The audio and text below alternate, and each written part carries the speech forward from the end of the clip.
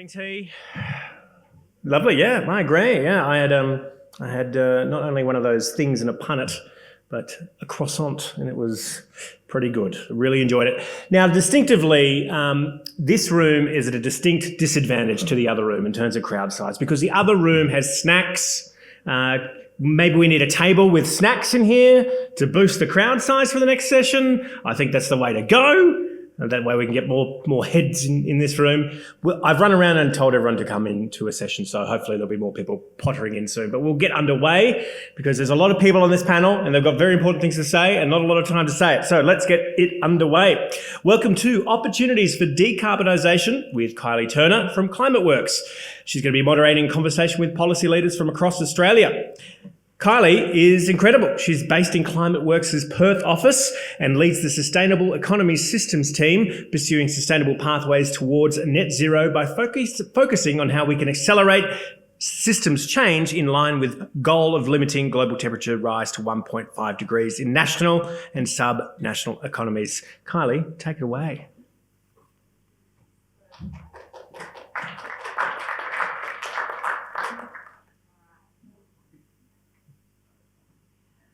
We're just going to wait until you can hear me, and there it is, the magic.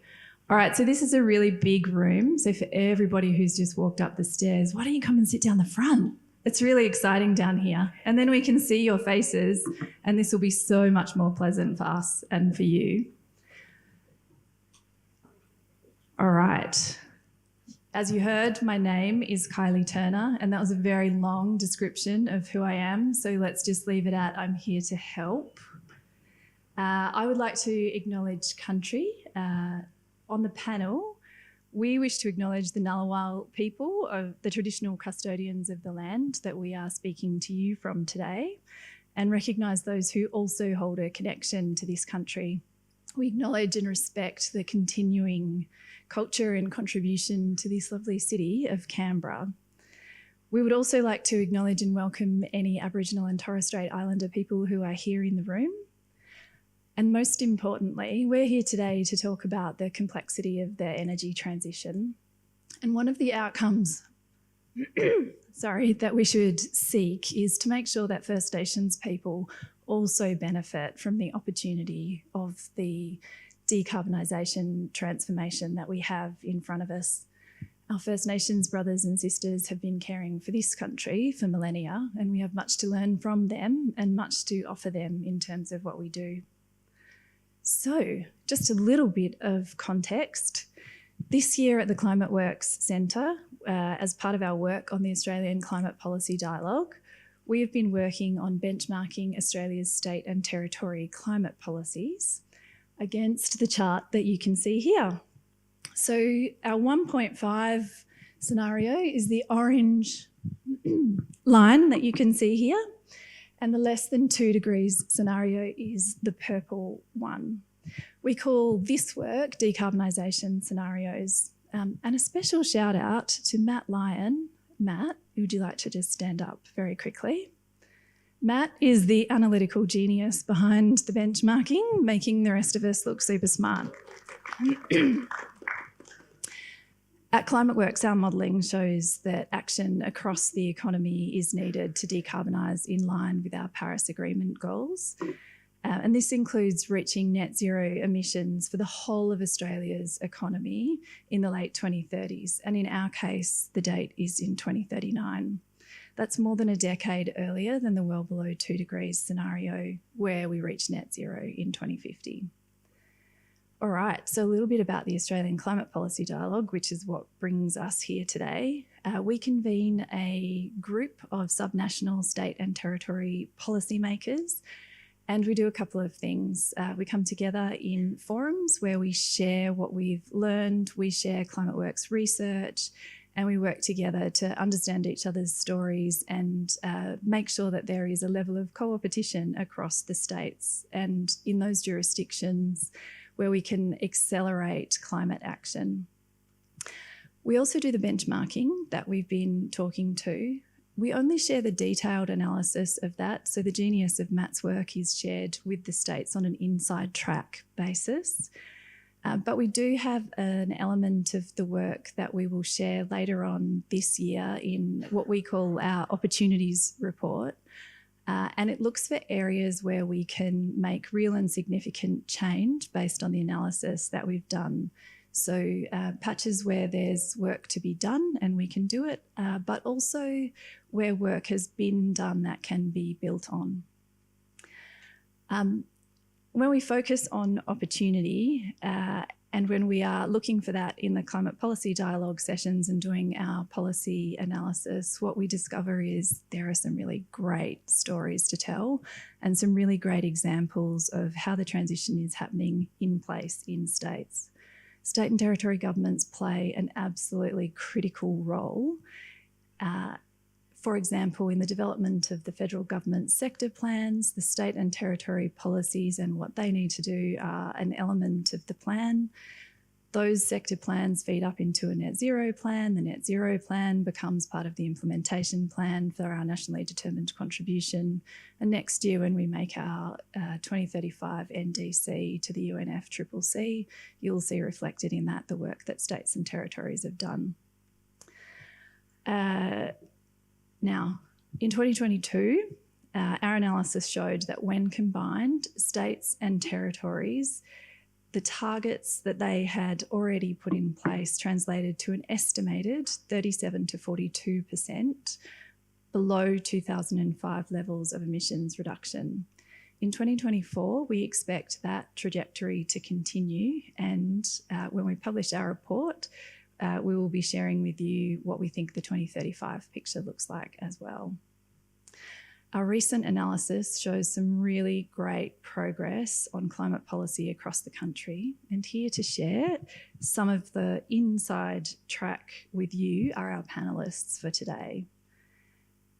I'm very honoured to be joined by the members of this panel, and we're going to just do a quick introduction, and I encourage you to show your appreciation so that we are all ready and set to go. From the Sunshine State, we have Kylie Sycz. Kylie's the Deputy Director General, Climate Department of Energy at the Department of Energy and Climate for the Queensland Government. Next, we have Giles. Oh, there we go. Yeah, more. From the great state of South Australia, we have Giles Dunseath-Hamilton, who is the Director of Strategy for the Department of Energy and Mining. Representing my adopted state of Western Australia is Rachelle Gill. Rachelle is the Senior Policy Advisor to Rhys Whitby, who you heard from this morning, the Western Australian Minister for Energy, Environment and Climate Action. And from New South Wales, we have Jim Chesterfield, who's the Director, Strategy and Relationships for Energy Co. Or more excitement, Energy Co is very exciting. More energy for Energy Co. And last but very much not least, she has hometown advantage. We have Rachael de Hosson, who's the Acting Executive Group Manager, Climate Change, Energy and Water in the Environment Planning and Sustainable Development Directorate for the ACT Government. All right, so let's get started. We're going to start with Queensland. We're in order, you might be able to tell, because I am that organised in my brain. Kylie, let's start with you. The Queensland Government is on an ambitious decarbonisation journey, having recently legislated a 75% emission reduction target based on 2005 levels. And this was part of the Clean Economy Jobs Act. And I do love seeing clean and economy in a piece of legislation. It's always very exciting. Importantly, that act also had bipartisan support. What are the drivers of Queensland's high ambition? Thank you. Yeah, you're completely right. So I think that in April this year, it seems like time flies when you're having fun. I've only been in this gig since February this year. But we passed the Clean Economy Jobs Act, and we also did it in tandem with our renewable energy targets as well. So thank you. Thanks so much. More energy for the energy targets. So that, as you pointed out, Kylie, legislates our 75% emissions reduction target by 2035, but it also legislates our 30% target, which we have already met in Queensland. So based on the current data, we're at 35% below 2005 levels, which is part of, I think, the conversation about ambition, because for us, that target, the new target, is ambitious, but we also think it's really achievable. And we've been able to show that having a target drives action in the state. But we've also been able to show that, we've been able to achieve these emission reduction targets while still growing our economy. So if you look from 2005 to 2022 in Queensland, we reduced our emissions by the most megatons in any state and territory, but we also did it while we were growing our population, we grew our economy, and we grew our jobs numbers, we were able to kind of use that as a bit of a kickstart to demonstrate the importance of emission reduction targets going hand in hand with economic growth. So the reason that we were legislating targets and showing that we are committed also provides certainty to industry, which I think is really important. It demonstrates that government at both sides of government is committed to this, to these targets, and committed to the action that we need to take. We're also able to demonstrate, and everybody in this room knows, that decarbonisation opens up new economic opportunities. It opens up new job opportunities in renewables, in sustainable agriculture, in clean and green tech and green manufacturing, all of which are really important for Queensland, but particularly Queensland's regions. We undertook some analysis with Deloitte Access Economic undertook some analysis for the Queensland government, but independent analysis that demonstrated that there's a $430 billion opportunity for Queensland in acting early. So that's really about, kind of harnessing the opportunities that come from kind of early green action. Obviously, Queensland's a small trade exposed economy. We export a lot of our goods. So being able to demonstrate to our international trading partners that we're serious about this, and we're really taking that action, opens up a lot of economic opportunity, particularly in our regions. So that $430 billion equals 145,000 new jobs. So we can really demonstrate the importance and the criticality of acting early. And I suppose, again, no surprise to anybody in this room, but there are delays and costs from delaying. So, if we delay, we risk $350 billion of additional exports in Queensland by 2050. Being able to show that number really has a focusing effect when you're debating legislation. But we know that doing nothing has a bigger cost as well, right? It has a cost to, really critical natural wonders that we have in Queensland, like the reef.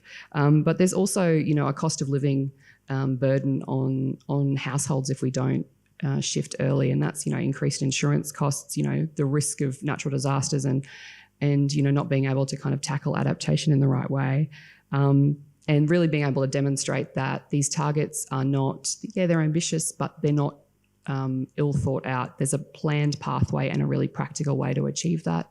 Hot off the press is just happened just before morning tea is our minister just tabled our sector plan program for Queensland. So as part of the legislation, by the end of next year, Queensland will have a sector plan program. We'll release sector plans across the economy, picking up your point about, we need to make sure that each sector is delivering across the economy. So we've just released that. There'll be 6 sector plans in Queensland and an overarching one following the Commonwealth, because we really consider that there's advantages in kind of really being in sync with the Commonwealth and taking advantage of the action that they'll be taking, but also really reflecting what that means for Queensland and our economy.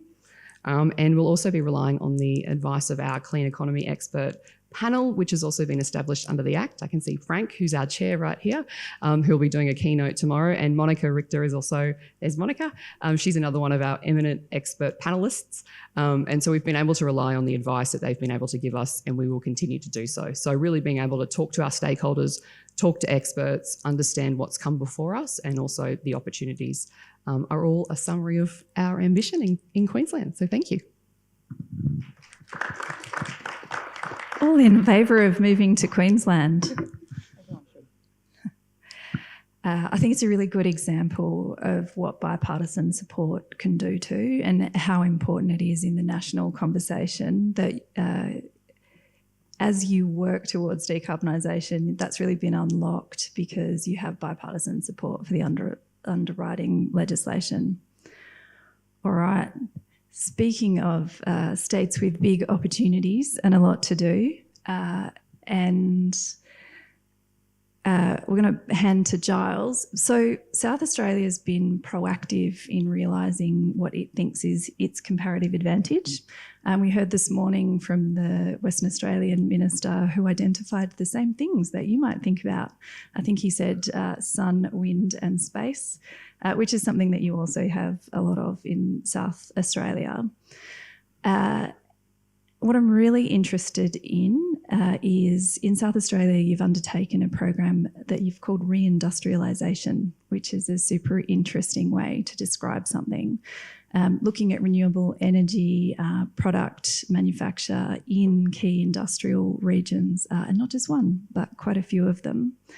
And particularly as that relates to iron ore and high-grade magnetite iron ore, which is pretty relevant to some work that I did with the Australian Industry Energy Transitions Initiative. So for my sins, I know far too much about hematite and magnetite ore. But the key line is magnetite ore is slightly easier to do in a decarbonised way currently in terms of where the technology's at, and there is quite a lot of magnetite iron ore in South Australia. Giles, the South Australian government has taken on a really proactive role, particularly on hydrogen development. Can you tell us about the plan to realise South Australia's comparative advantage? Thank you very much. So certainly there's a few big marquee bits of legislation, strategy and policy underway right now in South Australia.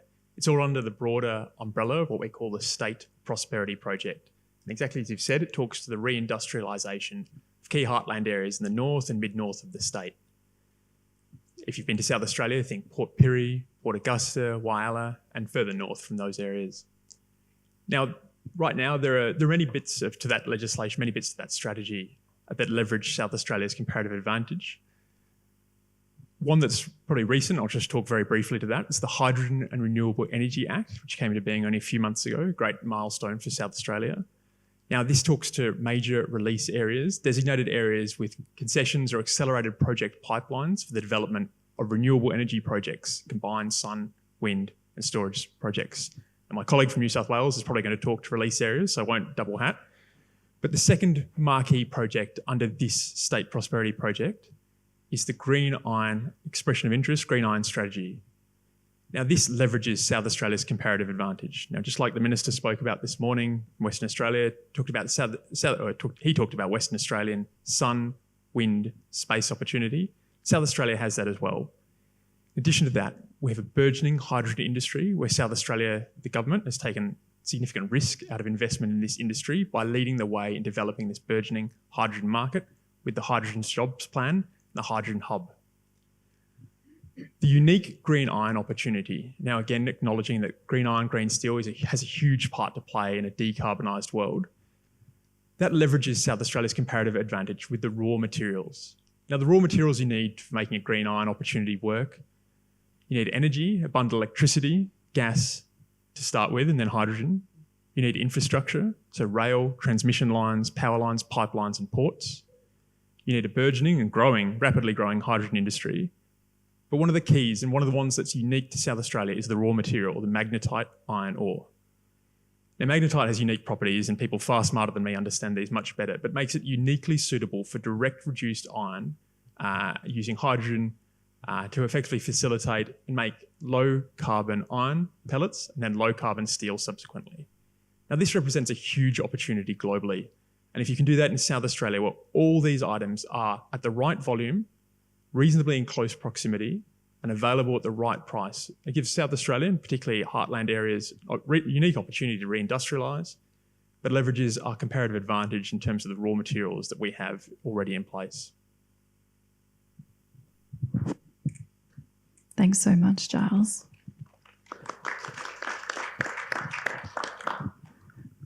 I think one of the most important things in that one is we often talk about the role of government, and in the hydrogen process and in the decisions that the South Australian government has made, the decision to assume the risk for a project that opens the door onto others and creates a cascading effect for how you might use hydrogen, what you might use it for in future export, is a really, really good proactive example of what is possible. You wouldn't want to do it all the time because it wouldn't be as effective if you did that. And it wouldn't lean into the way that we work more generally across the economy, but it's definitely been a really standout project in South Australia. Now, we said there are a lot of similarities between Western Australia, Queensland and South Australia, but we are here today to talk about what makes them different too. So each state has been doing things that are unique in that state. And I'm very proud to say that in Western Australia, we've done a very cool thing and it involves analysis. So it hits a lot of my nerdish buttons and achieves something. When we worked on the industry ETI, we knew that the scale and pace of the energy that's required, so when we talk about transformation, we mean actually bringing the energy and electrifying the processes that we have, is huge, like almost unfathomable. But if you add exports into that, it's a magnitude much more difficult to do. And it seems like something that's really hard. It's not, of course. You can start with understanding what it really looks like. And in Western Australia, that's exactly what's happened. I will let Rachelle give you the down low on it, so she has something left to say, but the Western Australian government did a demand assessment in 2022 and it looked at what it was that industry might need. And it's a brilliant example of how industry and government can work together to set up, in this case, a small islanded grid, which is also its own energy market, but set it up to actually be able to achieve the scale and pace necessary. Rachelle, the Swizster is a great example of the value of industry and government working together. Can you give us a little bit of a sense of what it actually meant and what it's meant for work that you've got now coming up? Yeah, thanks, Kylie. I'll give you all a little bit of context because for as long as I've been in Canberra, which is all of a day, I've heard multiple times that Western Australians love to reinforce how unique we are, and far be it from me to break that mould. So Kylie mentioned that the Swiss is a reasonably small isolated grid, something like 4.5 gigawatts at the moment, and that services Perth and the general surrounds there. So it covers a fairly large area, and around 3% of customers on that grid are serviced by about 50% of the network. So that's a sense of the scale and challenge that we're talking about there. It doesn't connect with our major mining loads up in the northwest. We're independent up there too, and we've got some great opportunities that we could talk about there as well. But we'll stick to the Swiss, which is operated by Western Power, which is our state-owned network operator. So that is a complexity that really changes the dynamic in how we look at investing in our transmission network. And so in 2019, the state government implemented the Energy Transformation Strategy, which saw for the first time whole of system planning work being done, which leveraged scenarios of different utilisation playing into the transmission and generation planning for the whole system. That was intended to be repeated on a 5-year return interval. But after the initial version in 2020, we identified in mid-2022 that there was an awful lot of demand from industry that needed to be addressed and that we needed to see movement in the clean energy transition.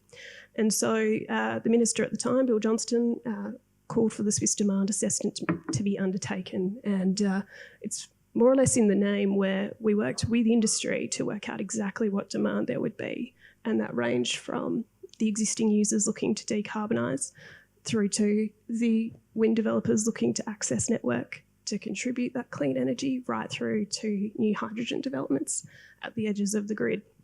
And so through that process, we identified scenarios within that could be considered reasonable, and it really helped us drive down into a network plan that could support a achievable vision within all of those different demand arrangements. And so what we've been able to do on the back of that piece of work, which was rapid, it was quick fire, and it was hard slog to get there, but we managed to work collaboratively with industry to get a practical vision that we could work to. and have since been working to iterate from there with industry to help define the network investments that we could undertake that we knew could be deliverable and be achievable in reasonable timeframes that would service the need for decarbonisation, help us achieve our decarbonisation goals in the state while also balancing the impact on those users who maybe don't have direct input into the cost of this transmission. So looking to balance the cost to households for the whole transition.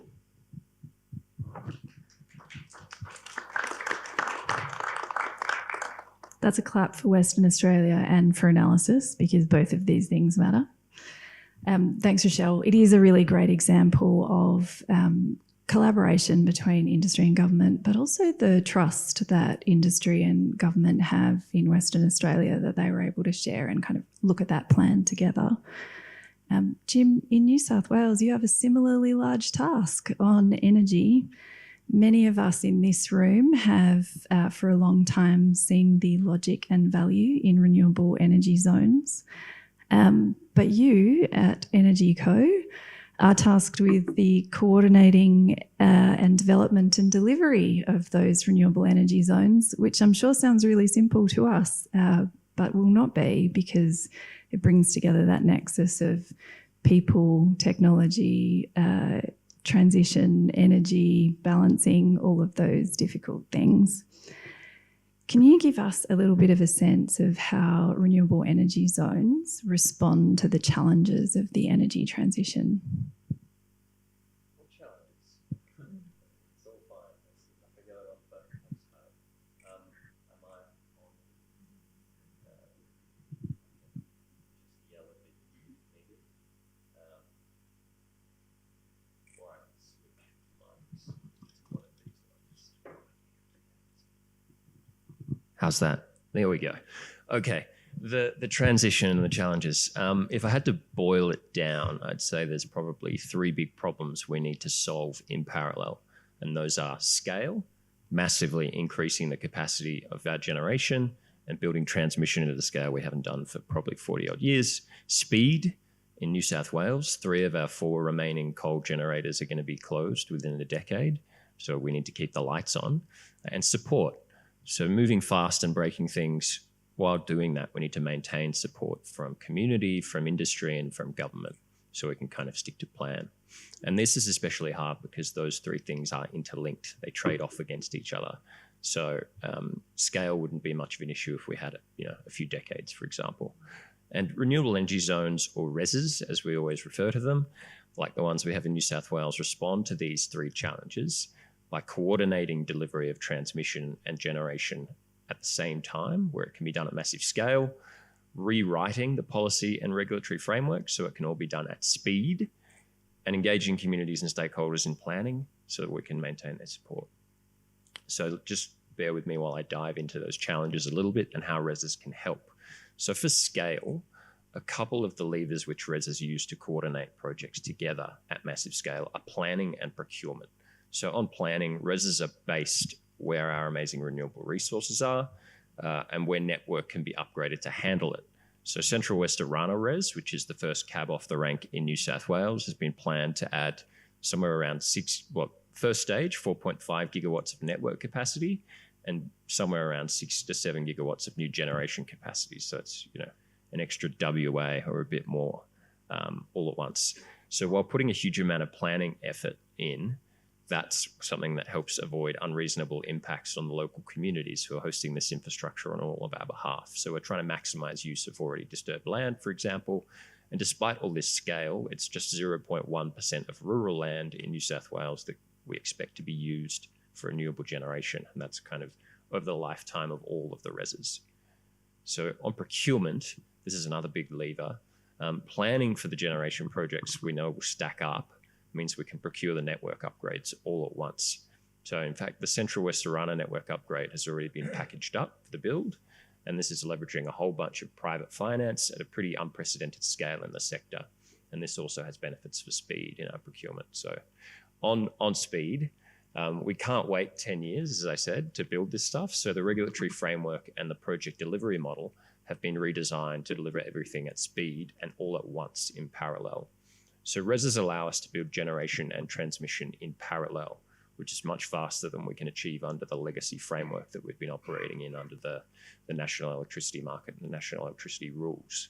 The New South Wales government has also front-loaded a bunch of the development, and similarly in some of the materials stuff that you guys are doing, Giles, taking a bit of risk up front. So the government's invested $2 billion in a transmission acceleration facility that allows us at Energy Co to front the development work on renewable energy zones. This then gets recouped for the projects, and then we keep recycling it through the facility. So that allows us to, again, take some of that development risk on projects, front the work, do the land acquisitions, approvals, all this kind of stuff, and then that gets packaged into the procurement and the capital gets recycled back through into the next res.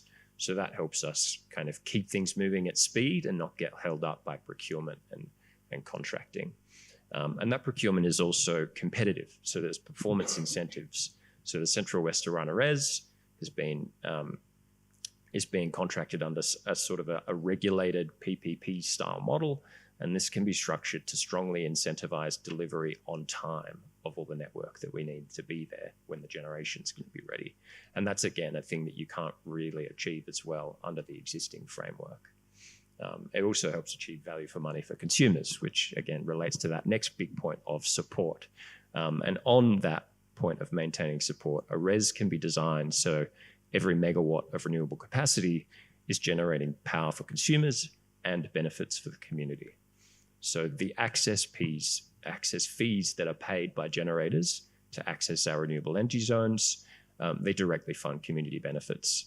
So the Central West Arana Res Community Employment and Benefits Program, I always get that mouthful wrong, but I've written it down. The fund will be $128 million of community projects in just the first 4 years.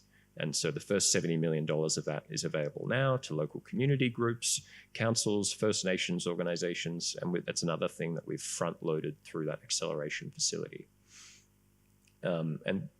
As well as sort of the community in general, support of landowners is really important in projects like this. And the New South Wales government, again, recognised that and created a strategic benefits payment. So normally under these kinds of infrastructure projects, in transport projects and things like that, if your land may have to get acquired, you're generally compensated under the Just Terms Act, but New South Wales government has created an additional $200,000 per kilometre payment, and that's paid in instalments over 20 years. And this was an Australian first when New South Wales did it. It's really to recognise that local landowners host these things on our behalf, and there's probably that they deserve to be compensated fairly. And this has helped Energy Co agree voluntary acquisitions with 97% of those private landowners across the recent Central West Arana programs, which is, compared to a lot of comparable projects, a really, really great outcome. And we're looking at all kinds of other ways that we can work better with those landowners, but we think that's working pretty well. And local employment and opportunities are also critical. So Central West Arana is going to create 5,000 jobs in construction, and there's all kinds of local content and requirements that the New South Wales government has looked at. But on top of all these direct benefits, the most important thing that we're doing is just engaging directly with communities, doing that really genuinely, getting their views, taking that into account as much as possible in planning.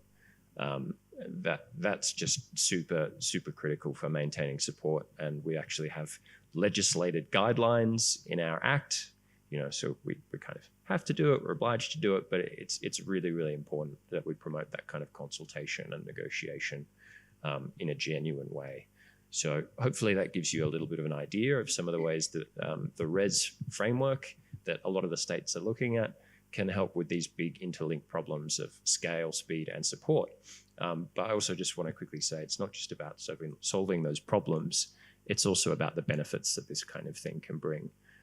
So the Central West Arana Res, for example, is expected to deliver $3 billion in net benefits for New South Wales energy consumers, and that comes from just helping ensure that reliable, affordable energy is available as those coal power stations come offline. So as we prove this model in Central West Arana, I think the benefits will keep becoming clearer and clearer for government, industry, and consumers. Thanks so much, Jim. it's brilliant to see that not only is there a benefit, which we also heard a little bit about from panellists this morning in climate action, reducing cost of living and cost pressures, but also for those of us who've worked on renewable energy zones, watching it go from an idea to understanding very granular challenges and starting to work through those is brilliant. So last but not least, we're going to go to the hometown heroes, the ACT government. Rachel, the ACT reached its 100% renewable energy target in 2020, which is very cool. And now you're working towards transitioning Canberra to an all-electric city in the next 20 years. This includes, among many other things, a plan to phase out gas by 2045. Can you talk us through the different policy levers you are using to ensure that we will be able to get there, and particularly with a focus on the just transition for households? Yeah, thank you very much. And just like Western Australia's made a play to be unique, I'm going to say that the ACT is really unique too, in that our challenges are really different. We've heard here about industrial transition, and the ACT economy is really different. We're a services economy. And that means that what we're looking at is a really different type of transition to what we've heard about to date. When we look at our gas use in the ACT, which has been a big focus of the Integrated Energy Plan that was released earlier this year, 60% of gas use here in the ACT is actually residential. And so to get that to net zero, we're actually relying on households to make a whole bunch of decisions about the appliances that they put in their homes. The rest of the 40% comes from our businesses and a little bit of industry. We've looked at those uses, and there are some high temperature heat uses here in the ACT which don't have an electric solution at the moment. And for that, we'll need to look at green gas options, not at the scale as some of our jurisdictional colleagues, but for many other businesses here, solutions exist. So for us, it's about how do we incentivise and get businesses and households to make net zero aligned decisions and electrify. So we've been thinking about the different parts of our community and the different policy levers that we need to use in order to support a just transition and to motivate those in our community to electrify and reap a lot of the benefits that we know that come from electrification of households. And so when we think about our community, the very first thing we've done is let's stop the problem from getting worse. So we have regulated to ban new gas connections in residential and commercial areas. You can still get a new gas connection in our industrial areas in recognition that there are uses where they'll need gas. But everywhere else, we have essentially capped the gas network.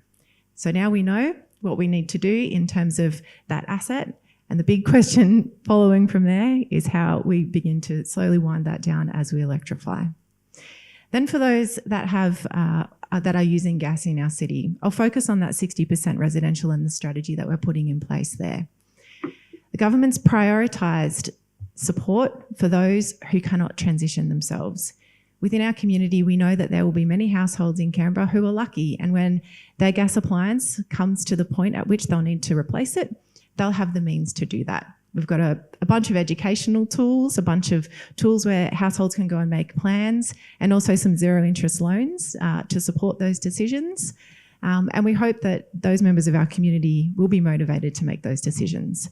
There's also a lot of people in our community who won't have the means to be able to electrify. And that's where government has said that we will focus support moving forward, particularly out to 2030. Who are those in our community?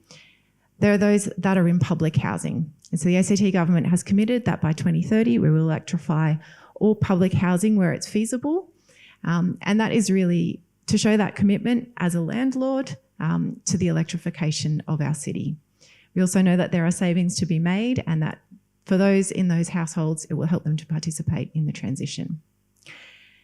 The next sort of group outside of public housing are those on lower incomes. We also know that those households are often those that have additional barriers, whether they be language barriers or health barriers. And so we're putting in place a range of programs which look to target those parts of our community. Some of those are rebate programs where you have those on concession cards who are really able to participate and apply for rebates themselves for electrification and energy efficiency upgrades. But we're also working with our community organisations to identify those in our community who are most vulnerable, who often don't have the ability or the means to be able to go through government application programs. And so we'll work with our community organisations to fully electrify those households, to identify them and provide them with those upgrades, and again, help the participation in the transition. And then finally, of course, we have those who are renting, where you have a split incentive, where you have a landlord who may have different drivers to those in rental properties. And so about 12 months ago, we legislated a minimum insulation standard here in the ACT, which we've just released the first evaluation report on, which has shown some really great results. We've seen high levels of compliance. There's been very little impact on the rental market. And so the ACT government has signalled that for the renters in our community, we'll also be looking at regulatory measures, including minimum standards, that might be appropriate to, again, assist in the transition for that sector in our community. I'll stop there, but I think the focus very much for us is looking at how we ensure that government support is really targeted where we need it to support that just transition.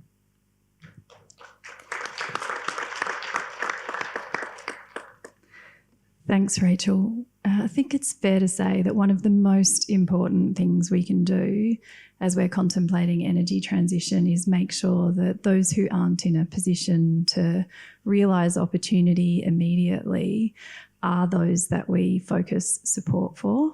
I'm very lucky to be in those that can, and so we have highly recommend induction cooking to everyone.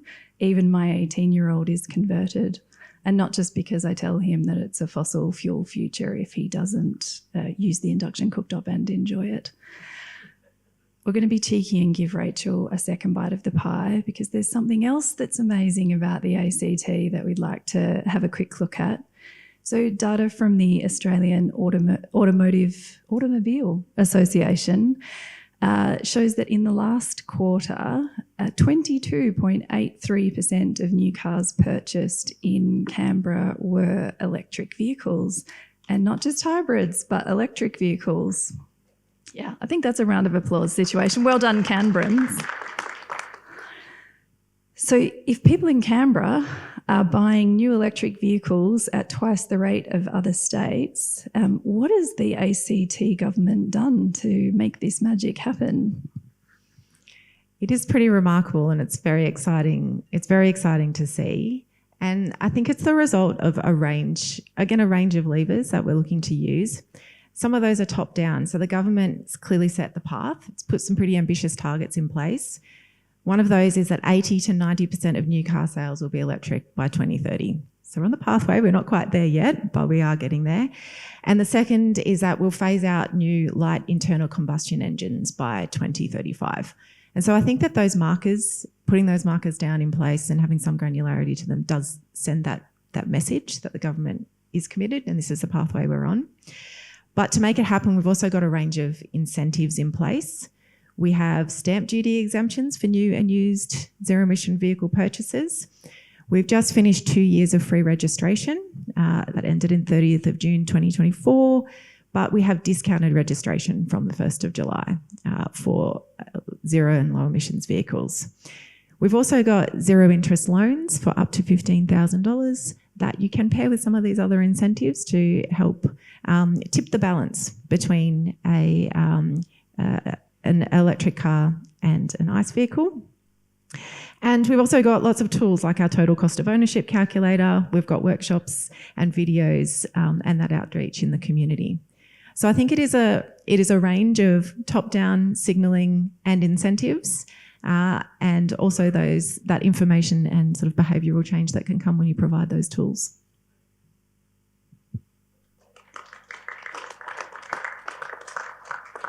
Thanks, Rachel. And I highly recommend the total cost of ownership calculator. It took me 8 hours to develop a spreadsheet that did the same thing for my family, so definitely use the one that the ACT government prepared earlier. We're going to just ask a quick question now. and just go quickly through the panellists because we're nearly done. One of the really interesting things that happens when you're looking at what policy does or what decarbonisation means and how you can simplify the complex is learning from the things that gave an impact that were a little bit unexpected. So I'll give you a quick example. In 2017, I went to work at the Gentailer in Western Australia because they needed someone who could talk to people and unions about just transition, and they wanted to develop a workforce transition program. And the thing that they'd been kind of in industrial action, it had been very complex. And so the thing that we did that caused the biggest impact was we actually sat unions, the workforce, and people in the community down and told them about the challenges that Synergy was experiencing and explained why we needed a workforce transition program. So something that I was employed to do in 3 years was achieved in 8 months, and it also unlocked the Western Australian government's ability to announce the closure of the first coal-fired generation units, which is now on track for full closures in 2030. So today we're going to have a little run through the panel to hear what that was like for the things that our panellists have worked on in each of their states, to give you a sense of the things that we're learning as we work our way through this transition. Thanks, Kylie. I think in Queensland we did a similar process, so I suppose that's part of my learning. I think that, you know, you can, in Queensland, you can probably kind of think, oh, people aren't supportive of the transition to renewables or to the clean economy, but that's not true. I think that, you know, what surprised me is the amount of support from each industry and each sector for the transition, but that goes hand in hand with having a plan and talking to people honestly about, you know, what it means, but what the opportunities are, but also what those trade-offs and tricky questions might be. So I think for me, it's the importance of really bringing all the stakeholders together, being honest and being open about what we can do now and what might be for later as well. I can see the timer flashing at me, so I'll be reasonably quick. Just like New South Wales reses, we have the South Australian release areas, which do similar things. The most surprising and perhaps delightful part was that the co-creation and identification of this land with the traditional owners, with the Bengala, with the people of the Gawler Ranges, co-designing, co-creating that land and that space for use and release for renewable energy projects. It really unlocked a lot of potential opportunity and certainly de-risked a lot of further investment from developers. So that co-creation process with the traditional owners, with the First Nations groups in those areas, was absolutely fantastic and highly recommended for future release areas.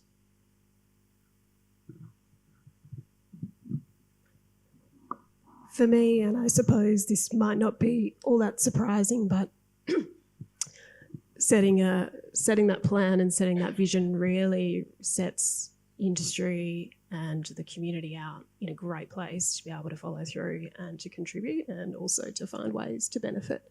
So there's some beautiful examples of traditional owners benefiting where we know we have a clear path for groups to be part of the clean energy transition, and so that setting out that full vision and that picture is really that inspiring piece for people.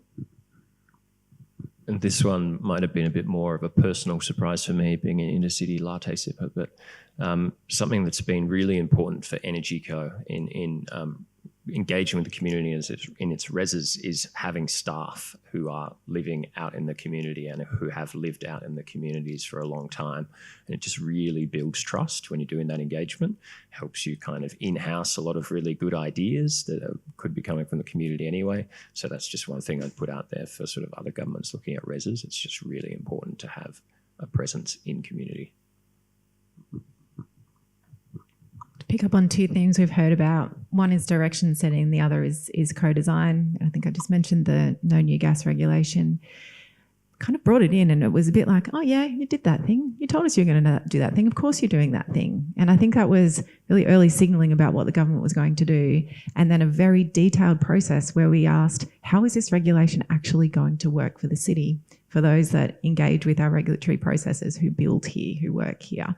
So again, I think it's that direction setting and that co-design, which I think almost surprised us that it was we've done this thing. Great.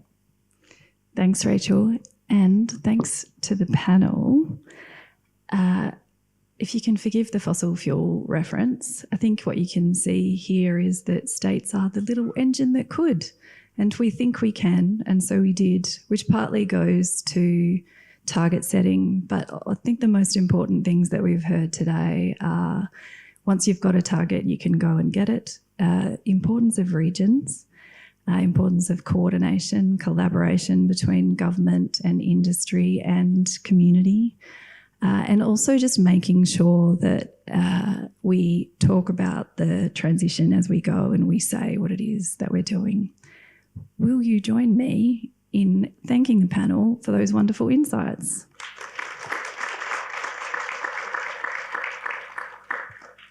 Much, Kylie and the wonderful panel. You guys can get off because we're going to get another panel on here straight away.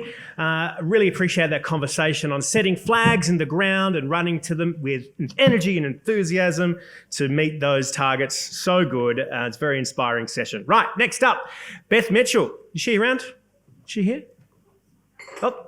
Oh, very good. Yeah, you're up next. Yep. And then before Beth Mitchell, we've got Maddie and Chantel. Okay.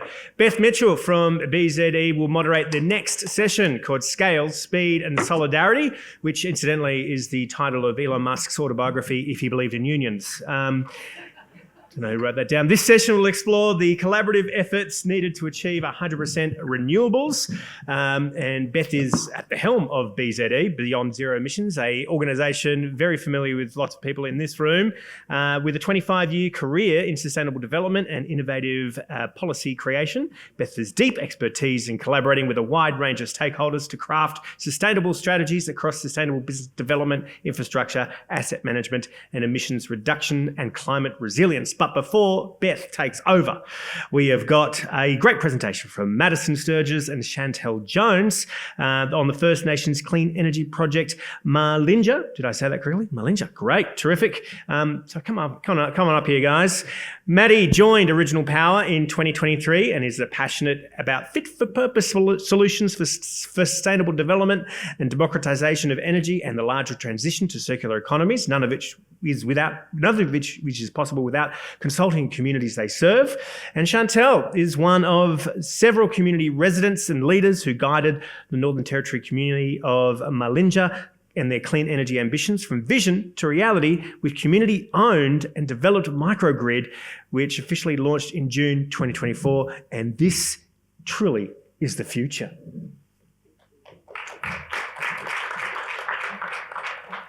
Good morning, everyone. That is quite a generous introduction. Thank you very much. And we'll really keep this quite quick and short so that we can, I think the best part of presentations usually is in the Q&A.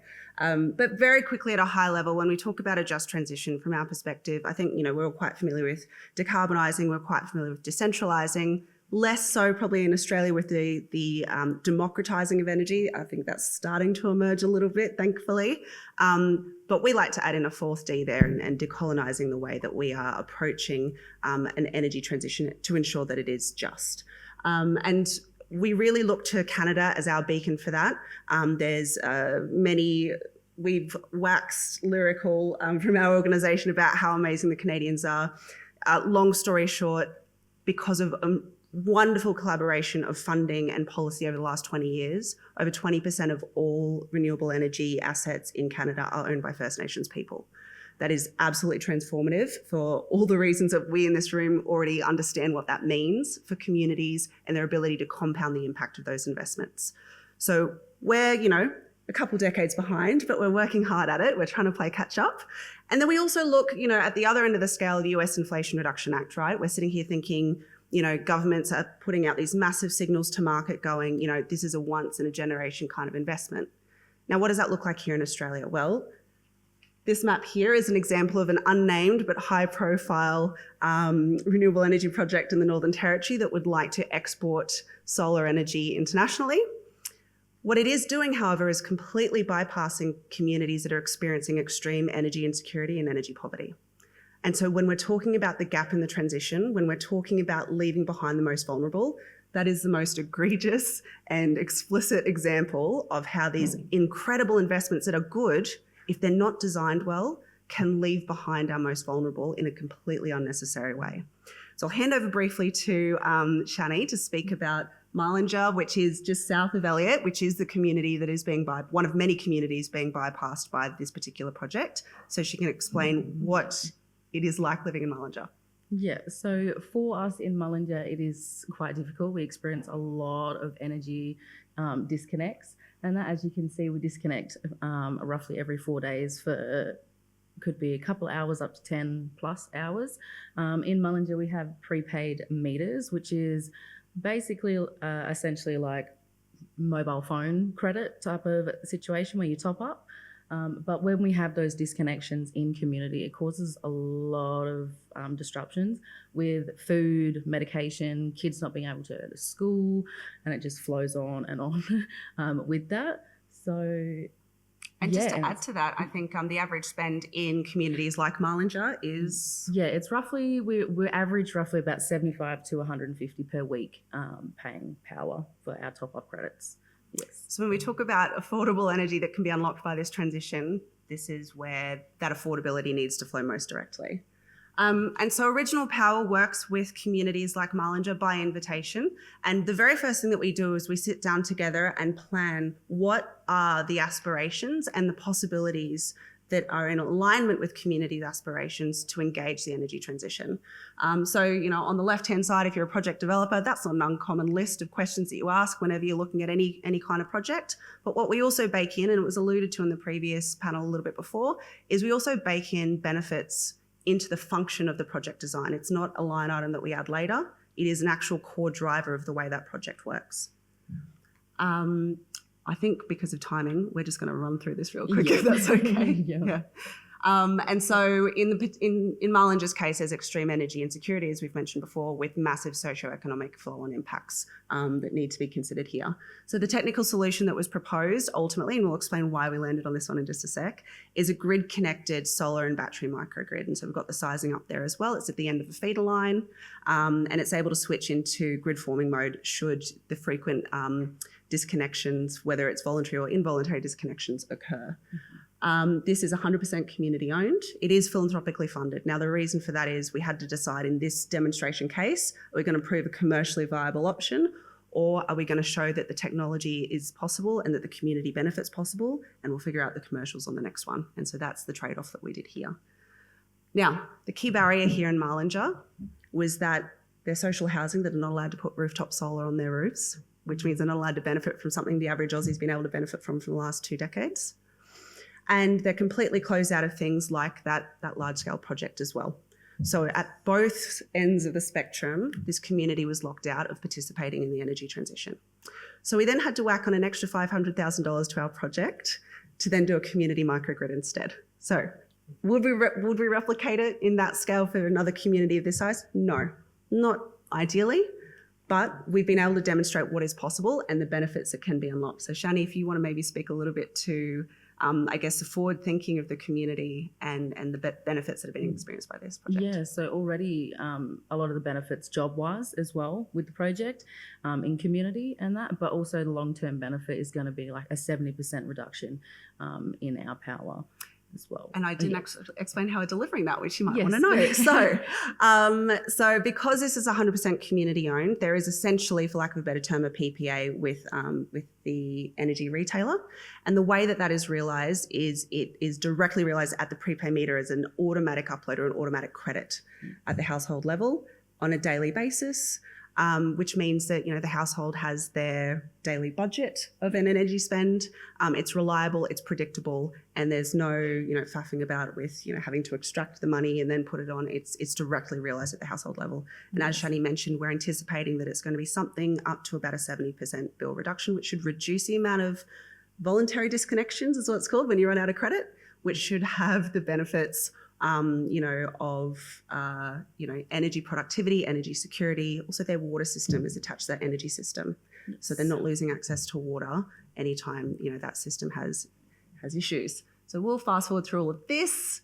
But, again, we'll talk about this in the panel because we've got about 20 seconds left. But really, a lot of this, the technology isn't the hard bit here. None of this is new. There is money around. It's hard. You've got to package it in the right way. But really the biggest barrier here is regulation.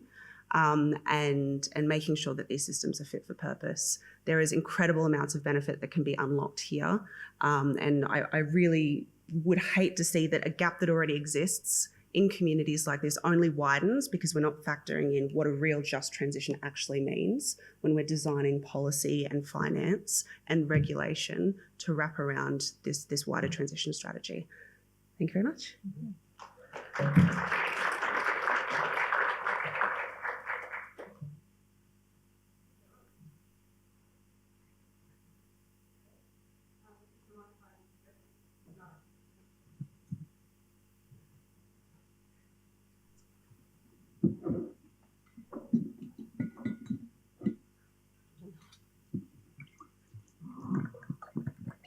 Hello. Oh, there we go.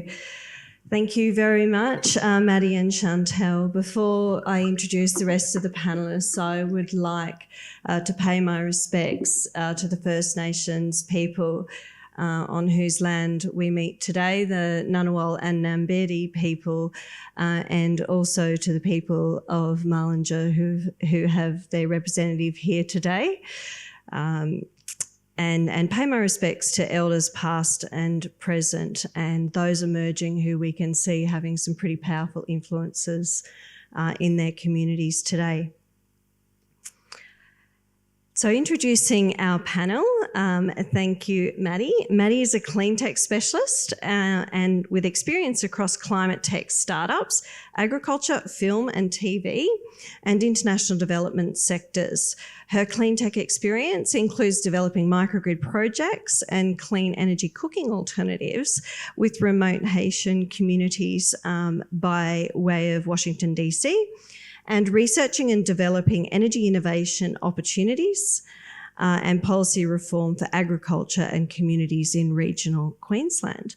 Maddie joined Original Power in 2023 and is passionate about fit-for-purpose solutions for sustainable development, the democratisation of energy, I love that term, and the larger transition to circular economies, none of which is possible without consulting the communities. Chantel Johns is a community project coordinator. Welcome, Chantel. Chantel is one of several community members, residents and leaders who guided the Northern Territory community of Mullingar's clean energy ambitions from vision to reality. Thank you. Brad, sitting right next to me. Brad is from AEMO Services and has more than 15 years experience financing energy projects around the world, including 12 years with Macquarie Bank. Prior to joining AEMO, Brad played a leading role in implementing the New South Wales Electricity Infrastructure Roadmap and designing the policy whilst a partner at KPMG. Since returning to Australia from the UK in 2016, Brad has led some of the largest and most complex renewable energy transactions and energy policies. Brad is also the chair of the Original Power Board. We're sensing the connection here. Caleb Adams is the Associate Director, ESG and Sustainable Investment. Welcome, Caleb. Caleb is a Sustainable Investment Specialist and a member of the Better Futures Forum Advisory Committee. We are all in good hands. Private investment is critical to funding and catalysing projects that will aid the energy transition in Australia. And Caleb really brings key financial knowledge to the Better Future Forum's program planning, advising on which topics in the investment arena will progress climate and energy dialogue with policymakers. Alice Lang is the Chief of Staff at 5B. Alice joined 5B 5 years ago at AGL Energy, after 5 years, at AGL Energy, where she worked firstly in corporate strategy, then in future business and technology department, working on the business opportunities needed for Australia's clean energy revolution. Alice's background is in strategy, in the energy industry, having studied photovoltaic and solar energy engineering at the University of New South Wales. Welcome, Alice. So you may have gathered earlier when we talk about speed, scale and solidarity, When we talk about speed and scale, we often think of accelerated energy transitions of really large scale projects, renewables, energy storage, the interconnectors that connect them, and transmission projects. But this isn't the complete picture if we want to get to 100% renewables and do so in an equitable way. When we talk about speed and scale in this section, we are really talking about the 20% that was raised in earlier sessions this morning.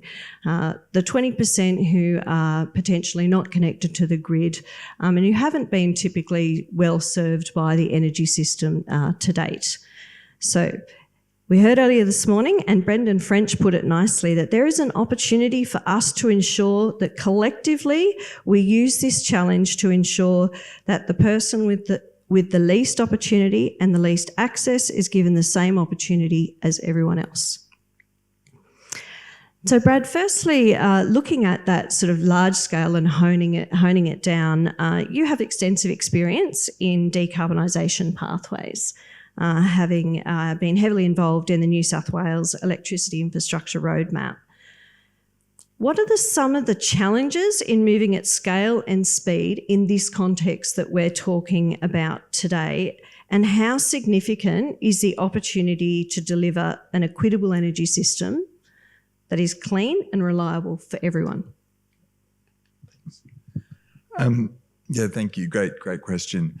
So what a lot of people don't realise is that we are not only in a climate crisis in Australia, we're also in an energy crisis.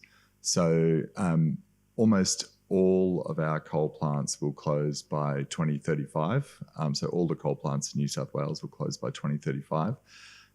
Many of them will close earlier than that due to market forces, technical problems, and we've left that transition from that last century's fuel source to next century's fuel source, and we've left that about 20 years too late. So we are in a really, things are urgent, and this is where debates like nuclear and other things really miss the point around if we don't replace the energy system very, very quickly and at scale, then we're going to see some pretty horrendous impacts on people, impacts on prices, reliability, and all of those sorts of things. So there is a crisis, and some good policies have been put in place to help with that. That is going to see it's around $70 billion deployed by 2030 to try and replace the coal systems. The by far the lowest cost replacement is firmed renewable energy, so renewable energy firmed with storage. And what that capital deployment does is to create a great opportunity for First Nations people who are the true landowners that are going to host these projects, for them to benefit from it. I've worked on projects in all around the world, but some great ones in Chile and South Africa, where we had community ownership models, and those funds, sort of relatively modest equity interests in the project, were pooled. There was governance structures set up within local communities to manage and distribute those funds. And if you create a 30, 40-year predictable income stream for a group of people, there's really amazing things they can do with that. And so there's that. With the volume of capital being deployed quickly, we have a really great opportunity to create something special. But the large scale side of things and that urgency isn't the full picture. And projects like the one that Chantal and Maddie have just described are extraordinary. In those communities, the cost of delivered energy is $600 to $800 a megawatt hour, which is double, triple what people in the cities are paying.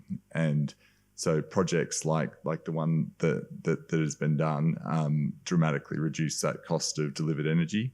But I can't describe how difficult, like watching them go on that journey with that project. And there's other projects that Original Power is trying to do. I can't describe how difficult it is to get a project like that done because of regulations, because of a whole range of other structural barriers to doing the right thing.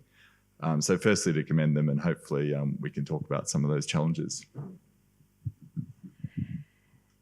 So, Maddie and Chantel, at the heart of this really is community benefit and how we deliver community benefit. And when we had a chat prior to today, we were talking about how unique community benefit is to each and every individual community. So can you talk us through how you understand and maximise community benefit for the Mullinger project? Yeah.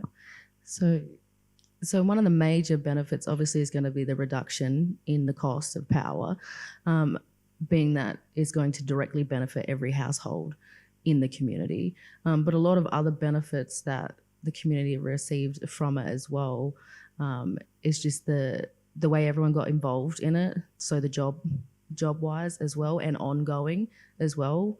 There's going to be more ongoing benefit in the community with the jobs and stuff as well. I'm proof of one of them. I got a job with Original Power from it as well. So, I mean, there is a lot more like to that, and there is, you know, a lot of challenges with it as well. But the main benefit that the community wants with it is the direct top up on the crediting. Yeah, and I think I'll add to that as well. So previously in Northern Territory and in Queensland, we've had utilities decarbonising their remote power systems with the setup program, which some people may be aware of. Now, did it reduce the cost of energy, delivered energy? Yes, it absolutely did. Did any of the cost savings get passed through to the consumer? No, it absolutely did not. And so, you know, communities are really only in a position to and communities like Mullinger and Borroloola and many others, there's over 10,000 prepay meter customers in Australia that are exposed to, that have no consumer protections that are comparable to what people on a regulated market are for starters. The only way that I suppose a cost reduction and a pass-through of that cost savings can be realised by a consumer is if they have an equity stake in that project. There is no other obligation except for the will of policy that can ensure any kind of cost savings being realised at the household level. And so does a community want to sit there and have to finance and raise money to put this, you know, in their community so that they can just keep their lights on and keep the medicine cool and all of, no, they don't want to. But there is currently, in the way, the structural barriers that were referred to before, there is currently no other way to ensure that communities have a sustainable realisation of benefit that, you know, the average household has never had to think of here in Australia before. We also make sure, as we mentioned previously, again, apologies, we really spoke quickly through that presentation. We missed quite a lot of detail. But, you know, if we're making sure that lease payments are part of, you know, what's considered when we're designing the project so that traditional owners have a recognition in the benefit. If we're making sure that the O&M contracts and the procurement that we're doing for these projects includes a criteria when we're selecting for their ability to train and hire and employ local people, that's absolutely necessary. So when we're talking about benefits, we're actually talking about what is the least amount of value extraction that can occur from this project, you know, so it's, and how much can we retain locally as opposed to, you know, what's a benefit payment function that we can add on as part of the price tag. So it's quite obvious, you know, when we look at these projects, and they seem very obvious, but there's not a large, this is the first one. This is the inaugural project that's been able to really achieve this. And when we look at the energy transition, it provides a very real opportunity to address the inequities that the current energy system has unfortunately provided.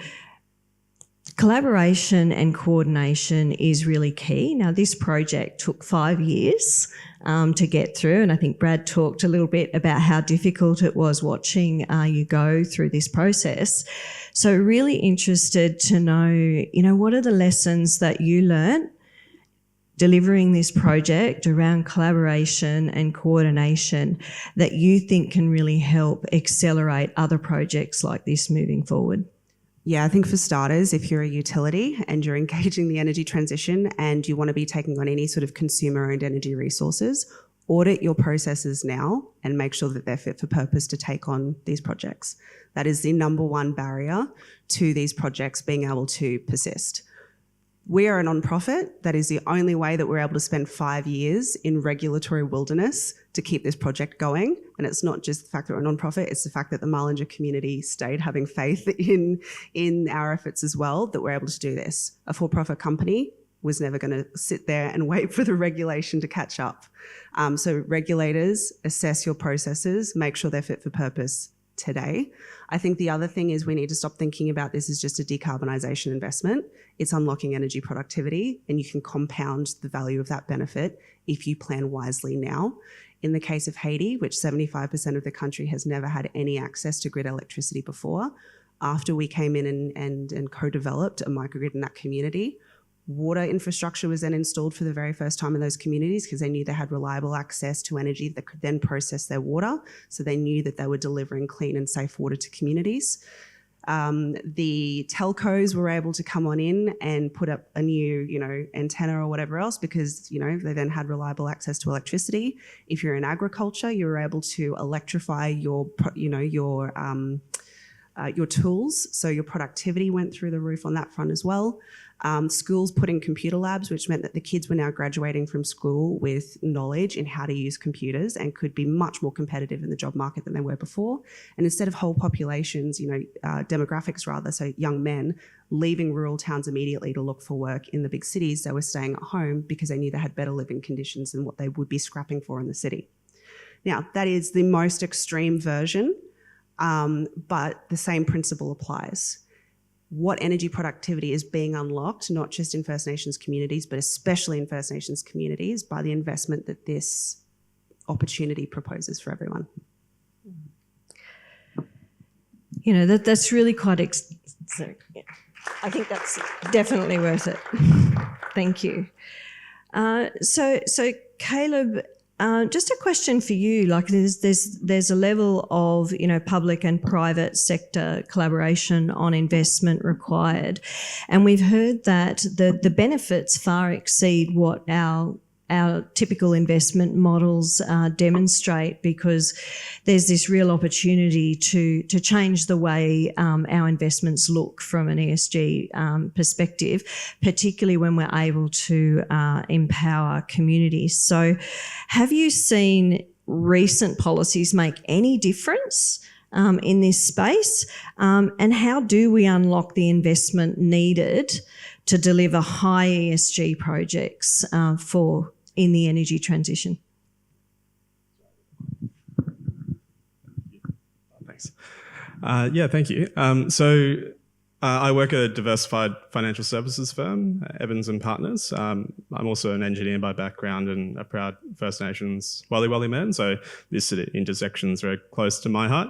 But through our line of work, we advise clients on how to invest money towards sustainable investments and impact investments, as well as doing due diligence on the broader marketplace. So we see quite a lot of activity in who's doing what and what that practice looks like. I guess if we think about what the aspects of solidarity are, I see kind of three key parts to that. So firstly, avoiding harm, cultural heritage, free, prior, informed consent, those sort of things. Secondly, the service, access to service and quality renewable electricity. And thirdly, benefit, who stands to benefit from the economic activity and outputs of renewable energy generation and production. So often we see them dealt with in very separate ways at the moment, I think, with some very exciting exceptions. But in terms of the policy landscape and the investment landscape, I think a lot of the conversation is still thinking about avoidance of harm. How do we engage? How do we work with stakeholders and those sort of things? And that's a really positive shift. I think that has moved. We're seeing some practice come through, some frameworks around, so the Dwyer and Nillen investor and business frameworks that set out guidelines for how to engage and what cultural heritage priorities look like in a framework that is designed by First Nations people, but trying to translate that into investment language and practice. So that's really positive, but it's still relatively shallow from where I think we need to be. When we look at these really exciting case studies, these three elements are brought all together through First Nations ownership and self-determined energy projects. there's a long way to go, I think, for us as an industry to be fit for purpose in supporting that. So one of the key gaps around that is access to capital, both private sector capital. So how do we build and find the funds to have the right subject matter expertise to actually work with communities to build up equity and finance these sort of projects? But also, how do we support, how do we understand and address sort of legacy structural issues around native title? So how do communities get access to their assets or their land when there might be policy overlays that are quite restrictive? Or in a financial sense, often we see PBCs or land councils with assets that are also very restrictive in how they can and can't be invested. And so you have some certain strengths in terms of close to 60% of Australian land mass with inexclusive or exclusive native title, but that doesn't necessarily translate to the strengths that we'd hope to see in an energy transition yet. So there are some issues to try and address that may not otherwise often be spoken about in a renewable energy context, but also some really direct things around how do we fast track the development of the investment landscape to bring in more First Nations fund managers? How do we support nascent fund managers, given the investment sector is not very used to investing in First Nations peoples, communities and outcomes? And so they're going to be new things, and investors don't like new things. So we need to be able to move quickly as the space develops, and there's a bit of work to do and policy, I would suggest, to try and catalyse that.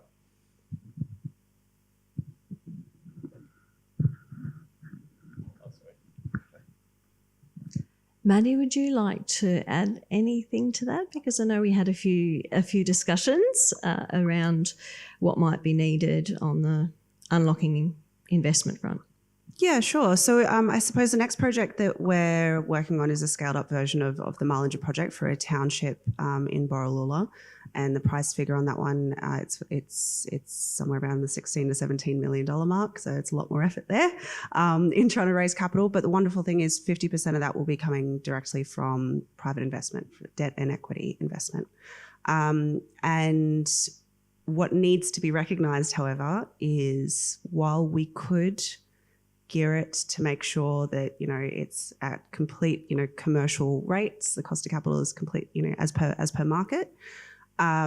We also equally have to be incredibly mindful that this will be that community's first time managing an asset of that value, and that we need to make sure that we are designing in a way that is responsible and that is a way that the community can manage that asset responsibly. And so what we're looking for when we do go out to fundraise, and which we've begun, is making sure that we have patient capital investors that can have that degree of flexibility, that have an impact impetus that's part of their drive and part of their portfolio, and that their values aligned.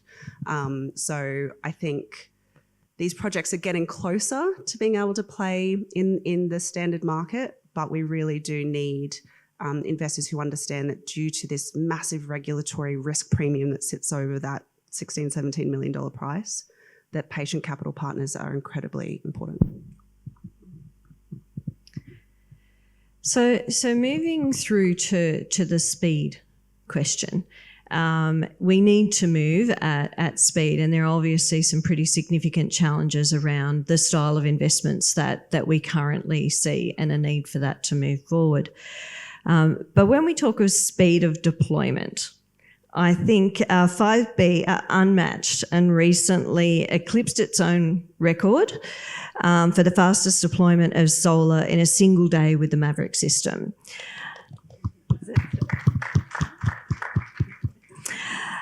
It was this product that was used at Mullinger, and really interested to understand how important is the speed and ease of deployment of solar in the projects that you work on in remote regions. Sure, thanks, Beth. It is really interesting to sit on this panel as the technology provider. It's quite a different perspective to being able to bring the money, or to bring together the communities, or to bring together the regulations. Is this? hopefully this one does too, or this one's even better. So when it comes to speed, what we do at 5B is we've really changed the way that we put a solar farm together. Some of you might know that typically the way that a solar farm is built is essentially like a giant Meccano set. You take all of the pieces out into a field. It's pretty hot, it's pretty sweaty, it's heavy, it's hard work. We take a lot of that and we do it in a factory where you can control a lot of the processes, the quality, and most importantly, you can make it safer for the people that are doing that work. And that means through all of that work, we were able to set a record in the Atacama Desert 3 years ago, building solar very fast there. But we're absolutely thrilled that we've eclipsed our own world record in Western Australia earlier this year. A team of 8 people installed about 1.25 megawatts. That's about a soccer pitch worth of solar in one day with 8 people, which, trust me, is really, really fast when it comes to solar. And that's important for a few reasons. First of all, as I mentioned, the way that we're able to be fast is because we've managed to mitigate and manage out a lot of the risk. That's better for people who are putting the system together in the first place. It's also really, really good for the crews that are tasked with deploying it with a telehandler, more or less a forklift on site when you get there. And probably Maddie and Chantel can speak to the speed that they've seen people do that and the small number of people. Now, that speed came into play in a really important way in Marlinger because due to the weather that you were experiencing, it was actually only on the 3rd attempt after quite a lot of flooding that the team was able to get in. Now, because it was a small team and it wasn't going to take long to deploy once they got in there, it meant that almost sort of by accident, sort of by design, ours is a technology that is particularly well suited to this type of deployment. It's much less of a burden on communities when you only have to get 3 or 4 people in for maybe up to 2 weeks, rather than a team 8 or 10 times larger than that for a much more significant period of time. And that's been important in the 3 other projects that we've done in the Northern Territory as well, at Timber Creek, at Borroloola, and at Warramayunga, where teams of 4 have rolled out, as I said, upwards of 1 megawatt of solar in a really short period of time. The other thing that some of you might know about that part of the world is that there is a cyclone risk. And again, really speaking from a technology perspective here, it's good to get everyone aligned on what you'd like to do. But if the technology fails, that's a really big problem. And sometimes that's a big and dangerous problem.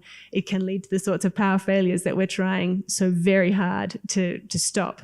So our system, think of it like a concertina of solar modules. Once you get it to site and roll it out, it's very low to the ground, and that makes it much more resistant to the kinds of cyclonic winds that you might get. In fact, our system at Borroloola has been there for quite a number of years now and has withstood 3 tropical cyclones, which is pretty good going. I'll keep my comments quick because the other aspect of speed that I want to talk about is not just at the microgrid and at the small community level, but speed when it comes to scale. So that intersection of speed and scale, the size of solar farms that we're going to need to build a green industrial economy is what is the sort of thing that our technology enables by making it easier to design for that scale and easier to roll it out once you get there.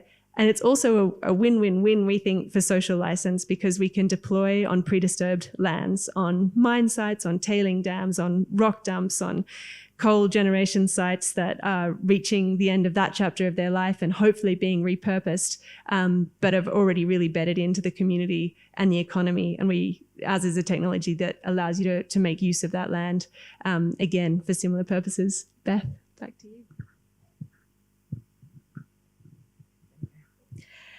So we could wrap up, but we had a bit of a discussion when we met prior to the panel, and we thought it would be quite useful to ask each of the panelists what is one thing that they would like to see happen in 2024 to help accelerate the 100%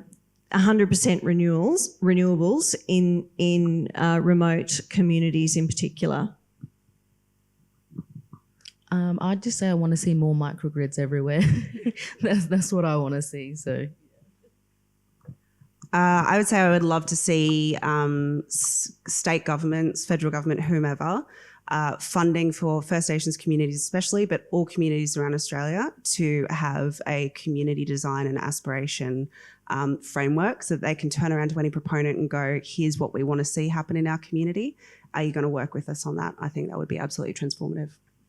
I think that's critical. And picking up on the funding point, we've got AEMO with a capacity mechanism, ARENA's Sunshot program, we've got the CEFC's Rewiring Australia program, the National Reconciliation Fund, and the Net Zero Economy Agency. These bodies have a lot of money available to them. And what I would love to see to speed up decarbonisation over the course of 2024 is to take some big, bold bets and spend some of that money.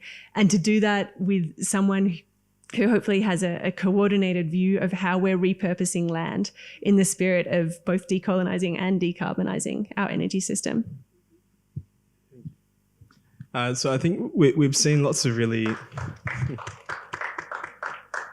we're seeing lots of really strong community-driven models emerge. We're seeing impact investors really want to engage in this space, but they don't have the opportunity set in a structured sense. They have to go direct, and that takes a lot of time, effort, connections that is hard to scale. But we have a lot of the pieces of the puzzle ready to go. I think what we're missing in part is policy-driven accelerants to provide confidence in the sector and provide the confidence for fund managers to build and emerge and so on. So I'd like to see an accelerant. We've seen similar things with the CFC and other sectors in the past, and that's played a strong role in building a sector from the ground up. So something similar to that to get things moving. I would love to see a conversation about cost, and we've had some great people on this stage earlier today talking about equity issues around the cost of energy and the cost of the transition. The transition is going to cost a lot of money. So we're replacing energy infrastructure that's 50, 60 years old. We're replacing it with energy infrastructure that's going to last that long into the future. And there's a real risk that cost will be disproportionately borne by people today and by low-income people. That's what we've seen in other countries. So I think a really honest conversation around the cost of transition, who's going to pay for it, and what that's going to mean for our society. I've just realised that I came up with a very clever way to get the panel to sum up the discussion very beautifully just then.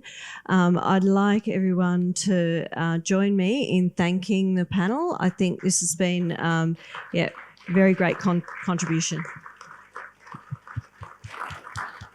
And thank you, Beth. What a great session. So good. Well, there's some more sessions to come in about an hour's time. There are going to be some breakout rooms after lunch. We've got 3 interactive breakout rooms. So whether you're interested in repowering homes, communities, creating climate-ready communities, or the transition in green metals and manufacturing, there's something for everyone. So where are these sessions? Well, repowering our homes, you'll find that in the gallery. That was the big space on the other side of the square where we started by accident. That's in there. For climate safe and ready communities, head on over to the Media Tech. It's a little room down one of the corridors here opposite where you get coffee. And for just transactions in the green metals industries, you can find that in the theaterette. That's just at the other end of the corridor down the end. And also, I believe Lee Constable, who is co-hosting up here, she's written a book and she's doing some signings of that book during lunch. What's that? She's written 2 books, yeah, sure. But she's only going to be signing one of those books.